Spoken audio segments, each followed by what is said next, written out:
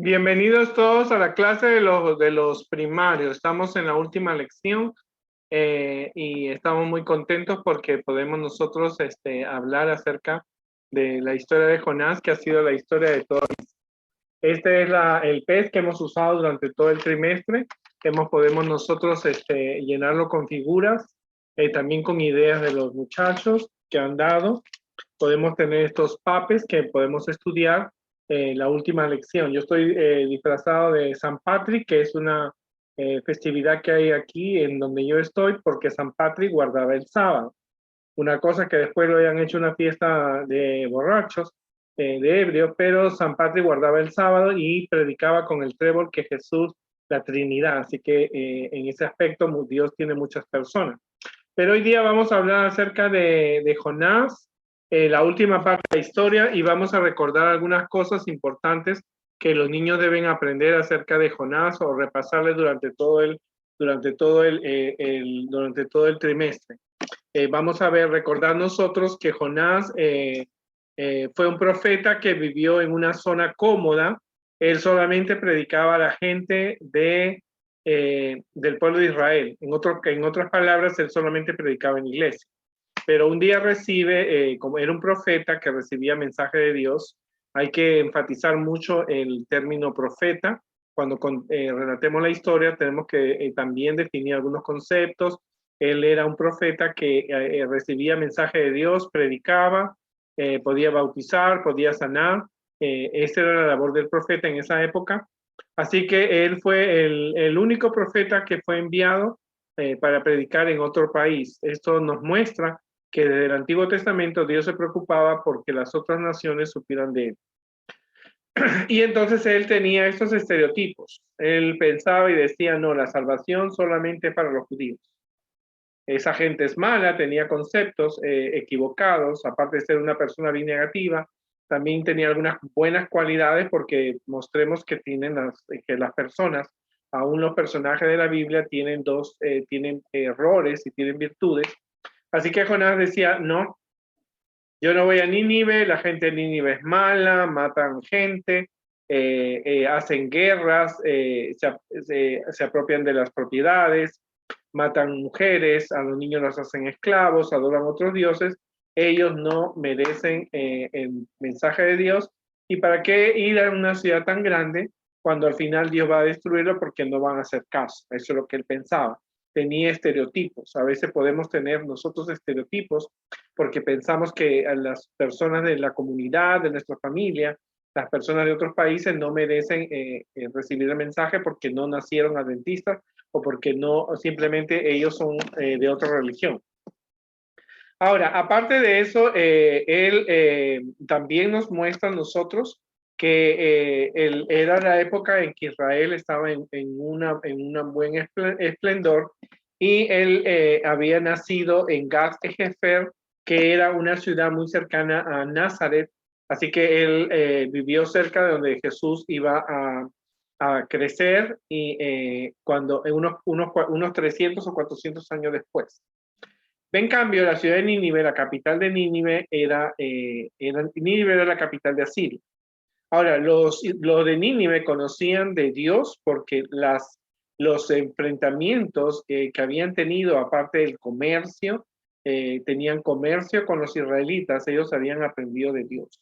Así que Dios no era una persona desconocida para los de Nínive, porque ellos sabían lo que Dios había hecho con el pueblo de Israel. O sea, los vecinos pueden aprender de Dios, ¿no es cierto?, por la relación que tienes tú con ellos, ya sea comercial, ya sea por asunto de alguna conversación. La gente puede aprender de Dios, y era una ciudad muy grande en aquella época. También tenían la fama de ser crueles, eso sí era verdad, ¿no? Pero Dios le dijo, ve a esa ciudad y predica contra ella porque ha subido la maldad de mí. Ahora, esto no era una cosa que no se conocía. Ya la gente conocía lo que Dios había hecho con Sodoma y Gomorra, lo que Dios había hecho con los pueblos que cuando Israel había conquistado, porque eran pueblos que la maldad era muy grande. Así que por lo tanto ellos conocían ya que Dios tenía poder para destruir ciudades. Estamos en el eslabón de la comunidad y Dios nos enseña cómo tratar a los demás, ¿no? Mirar cuál amor nos ha dado el Padre para que seamos hijos de Dios. Por esto el mundo no nos conoce porque no le conoció a Él. Ahora, como habíamos dicho, Jonás era un profeta de gran éxito, era un excelente predicador, pero también era testarudo, tenía virtudes y grandes defectos, pero era una persona que estaba dispuesta a aprender. A pesar de ser un líder de gran potencial, él no había perdido la noción de ser una persona que estaba dispuesto a aprender de acerca de Dios y era una persona de oración que lo vamos a ver más adelante. Así que Jonás, él no quiere ir, se intenta escapar, como vimos en la historia pasada, y él se escapa, pero tú nunca te puedes escapar de Dios. Tú te puedes escapar de tus padres, no podemos escapar de la policía, de los hermanos de la iglesia, pero tú nunca te puedes escapar de Dios y Dios tenía un plan para él. Así que Dios hace una gran tormenta. Él entró al barco y como vemos en la figura que tenemos aquí, él entra al barco para ir a Tarsis, compra el boleto, quiere decir que Jonás le encantaba viajar y él se queda dormido, ¿verdad? Cuando alguien no predica de Dios es como si estuviera dormido. Así que los marineros eran personas que no eran judías. Ellos empezaron a clamar a Dios y era la costumbre que ellos adoraban a sus dioses pidiéndoles que pararan la tormenta. Y otra costumbre era tirar cosas pesadas que tenía el barco. Así que podían tirar vajillas, podían tirar telas, se podían tirar maderas, todo lo que tenían que podía ser algo que pudieran hundir. Y entonces allí encontraron a Jonás que estaba dormido. Y la Biblia dice que ellos echaron suertes y porque le dijeron, mira, levántate, hay una tormenta afuera. Y entonces echaron suertes para ver quién era el culpable de esta tormenta, porque esa era la costumbre. Y Dios dirigió esa suerte y le cayó sobre Jonás. Y entonces Jonás se presenta, yo soy adventista, yo creo en Dios, guardo el sábado, no he obedecido a Dios, pero yo sé que sí, es Dios a quien yo sirvo, el que va a calmar, el que mandó la tormenta, pero si ustedes me echan al mar, el agua se va a quietar. Así que al principio los marineros no quisieron hacerlo, pero la tormenta se ponía más fuerte, así que decidieron lanzar a Jonás y Jonás comprendió, ¿no es cierto?, que el testimonio lo estaba dando a gente que no era judía y lo echaron al mar y cuando él toca el agua, la tormenta se apaga. Inmediatamente sale el sol, salen las nubes, como si nunca hubiera habido, paró de llover, como si nunca hubiera habido una tormenta. Y la Biblia dice que los marineros impactados decidieron de ahí en adelante servir a Dios e hicieron votos de fidelidad. Maravilloso, ¿verdad? Y Jonás aprendió. Él comprendió que el mensaje no solamente era para los judíos, sino también para aquellos que no lo eran. A veces nosotros tenemos que lanzarnos, ¿no es cierto?, como Jonás, a aceptar los desafíos que Dios tiene. Así que dice que eso fue impactante y Dios hizo un milagro en su vida, un milagro impactante. Mi profesor de Biblia en la Universidad Adventista, el profesor de Lucci, me enseñó que en algunas traducciones antiguas dice que fue una ballena, era la palabra que se usaba. La Biblia no dice, las versiones de ahora no lo hacen, pero yo quiero creer que fue una ballena, porque ha habido muchas experiencias de personas en el pasado que han sobrevivido gracias a que la ballena los tragó. Esa diferencia que hay que tener, Jonás no lo masticó porque si no hubiera muerto. La ballena no tiene dientes, así que automáticamente se lo tragó. Y Jonás estuvo 3 días y 3 noches como Jesús lo estuvo en la muerte. Jesús estuvo en el sepulcro y él estaba allí orando. O sea, de las cualidades que podemos ver, Jonás también era una persona de oración. Pero no se dedicó solo a la oración. Pero en ese momento él al orar comenzó a Dios él pidió una segunda oportunidad, se arrepintió de sus pecados, aceptó el reto de predicar. Eso significa que Dios nos puede dar una segunda oportunidad. Y la oración de Jonás es una oración bien impactante porque él fue el primer hombre que viajó en un submarino, ¿no? Y viajó y como les digo, ha habido experiencia de personas y entonces Dios le dice por segunda vez, ve a Nínive y vas a decir este mensaje. El mensaje no era de Jonás, el mensaje era de Dios y Dios le da una segunda oportunidad como le dio a otras personas en la Biblia, como le dio a Pedro, a Tomás, a Mateo, a David. Así que él acepta la gracia de Dios que le había dado y por lo tanto eso nos muestra que nosotros podemos fallar a Dios, pero Dios siempre nos va a dar una segunda oportunidad. Una segunda oportunidad. Ok. Y entonces, ahora él llega a Nínive, ¿no es cierto? Sucede un segundo milagro en la vida de Jonás. El segundo milagro que ocurre es que el pez lo vomita. Aquí vemos que Jonás, el pez lo vomita.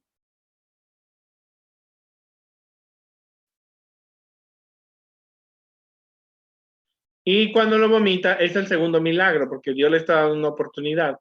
Ahora, las personas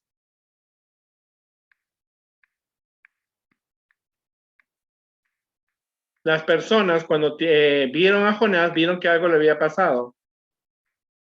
Él había tenido una experiencia y entonces él, ahora que es vomitado, la gente ve que había habido un cambio, porque cuando tú estás dentro del vientre de un pez, absorbes los ácidos, así que el rostro de Jonás mostraba que él había tenido una experiencia con un pez, y entonces él comienza a llegar, y ese fue el segundo milagro, y él empieza a predicar, dice que caminó un día. Ahora, yo no sé cuántos de ustedes han caminado un día completo de 24 horas, pero él comenzó a predicar desde la puerta de Nínive hasta el final de la ciudad. Ahora, los arqueólogos han descubierto que la ciudad de Nínive era más grande de lo que pensaban, porque la Biblia dice que habían 120,000 personas. Así que él comenzó a predicar que tenían que haber un cambio, que había mucha maldad, y eso era difícil, como yo les digo, porque Jonás estaba acostumbrado a predicar en una iglesia judía, en una iglesia adventista, predicando a la gente, pero era muy difícil ir y predicar donde no había un templo para Dios, donde no había iglesias, pero la gente conocía de Dios, conocía del poder de Dios y conocía el poder de los profetas, así que Jonás comenzó a predicar y decía, Nínive será destruida en 40 días, hay mucha maldad, arrepiéntanse de sus pecados, y la gente dice que escuchó. A diferencia de Noé, que toda la generación de antidiluviana no hizo caso, Jonás la gente le hizo caso, que a los niños, las mujeres, los hombres, hasta el rey. O sea que Jonás era un profeta por excelencia. Era un profeta que abarcaba todas las esferas sociales. Él era una persona que podía predicar a un niño, podía predicar a un joven, podía predicar a un adulto, podía predicar a un rey y conmovía. A veces nosotros solamente trabajamos en la iglesia con gente pobre o con gente que tiene nuestro nivel, pero Jonás era un profeta que su predicación abarcó todo y el mensaje era de Dios, ¿no? Ahora, algo importante, Jonás predica el evangelio y el juicio van juntos. O sea, él predica el arrepentimiento y también las consecuencias de que cuando una persona no se arrepiente de sus pecados, va a haber un juicio final para esa persona y en la destrucción. O sea, esos dos temas van juntos. Muchas veces en las iglesias solo se predica del amor de Dios, que la gracia, pero en el caso de Jonás es una muestra que se tiene que predicar las dos cosas juntas, porque la gente necesita saber que Dios es amor, pero que también Dios es un juez. Así que eso, entonces Dios acepta el arrepentimiento porque la gente se arrepintió. Era la costumbre en esa época que la gente se cambiaba su ropa de colores por ropas de silicio, ropas plomas, ropas negras, y la gente se arrepintió y hicieron ayuno, oración, hasta los animales. Dice que participaron del arrepentimiento que había, y entonces dice que él estaba ahí y predicó y su mensaje fue fascinante. Adife, yo creo que uno de los mejores predicadores que ha tenido la Biblia después de Jesús, creo que ha sido Jonás y Pablo, ¿verdad? Pero yo creo que Jonás lo superó un poco porque 120,000 personas estaban arrepentidas. Así que, bueno, ellos no estaban en competencia quién era mejor, que a veces nosotros pues, decimos, este pastor Bullón es mejor que el otro o no. Cada pastor tiene un estilo y él cumplió su misión. Había que reconocer también que Dios siempre llamó a Nínive la gran ciudad, porque era una ciudad grande y una ciudad que tenía la gran oportunidad porque habían personas que podían recibir el mensaje y es una cosa muy importante. Entender eso, que todas las personas, no podemos tener estereotipos, no puedes decir, esa persona no me va a creer, no puedes ser una persona pesimista, no puedes decir, esto no le gusta a la gente no va a escuchar, la gente no va a, no lee, la gente no escucha la palabra de Dios, tú tienes que ser una persona bastante positiva, ¿no? Entonces Jonás se levantó y se fue a Nínive, y entonces, aparte de eso, te dije que Jonás había cambiado su aspecto físico porque él realmente había tenido una experiencia, y los de Nínive adoraban un dios Dagón, que era la mitad pez y la mitad hombre, así que dijeron, este hombre ha tenido como una experiencia con un pez y eso impactó bastante. Y entonces él predicó 40 días. De aquí a 40 días Nínive será destruida. Y como te dije, la gente conocía del poder de Dios y de la destrucción, pero Jonás dice que él salió de la ciudad y se hizo ahí una pequeña casita y estaba sentado para esperar y ver cómo Dios iba a destruir Nínive. Pero eso era porque él era humano, ¿no? Él pensó que, bueno, ahora quiero ver cómo Dios destruye la ciudad. A pesar de que él vio que la gente se había arrepentido. O sea, Jonás pudo ver el fruto de su trabajo porque la gente se arrepintió y la gente hubo un cambio, ¿no? Pero Jonás no lo veía con esos ojos de misericordia que Dios tiene cuando un pecador se arrepiente. Así que él, en cambio, dice que él realmente, él estaba ahí esperando que cayera fuego del cielo, como había caído en Sodoma y Gomorra, quizás que se cayeran los edificios, como había leído en la historia de Jericó, o que viniera un ejército y lo destruyera, o Dios mandara una plaga como la plaga de Egipto. Pero Dios es amoroso, es compasivo, sabía que habían 120,000 personas que se habían arrepentido, y entonces decidió aplazar su sentencia, porque al final, después de unos años, después Nínive fue destruida porque su maldad volvió a sucumbir. Pero Jonás estaba esperando y dice que Dios hizo crecer una enredadera que era época de verano y hacía un calor inmenso y entonces le daba sombra, a Jonás le daba una sombra y entonces él estaba contento porque esa planta le daba un vientecito y era como un cubresol, y de repente Dios le manda un insecto que a nadie le gusta, un gusano, y la planta la come y la mata, y entonces Jonás se enojó y dijo, ¿cómo esta planta tan linda, tan bonita, que me ayudaba, cómo se ha podido morir? Entonces Dios le dice a Jonás, como tú tienes misericordia por una planta que tú no has sembrado, y como yo no voy a tener misericordia si hay 120,000 mujeres y niños que se han arrepentido.